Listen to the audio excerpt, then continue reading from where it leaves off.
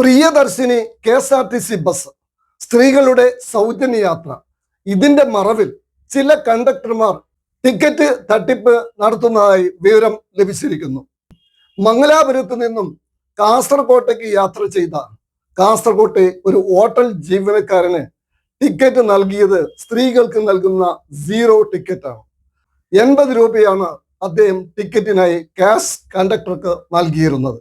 ലഭിച്ചത് 0 ടിക്കറ്റ്. മുന്നേ ബുധനാഴ്ച മംഗലാപുരം പോയിട്ടുണ്ടായി.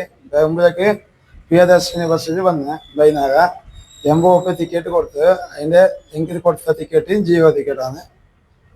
ആ സമയത്ത് ടിക്കറ്റ് നോക്കിയില്ല. കാസർഗോഡ് ഇറങ്ങി നോക്കുമ്പോഴാണ് ടിക്കറ്റ് 0 ടിക്കറ്റ് കണ്ടത്. സൗജന്യ യാത്ര തുടങ്ങിയതോടെ ബസ്സുകളിൽ സ്ത്രീകളുടെ തിക്കും തിരക്കുമാണ്. ആവശ്യത്തിന് സർവീസുകൾ ഇല്ലാത്തതുകൊണ്ട് കൂടുതൽ തിരക്ക് അനുഭവപ്പെടുന്നുണ്ട്.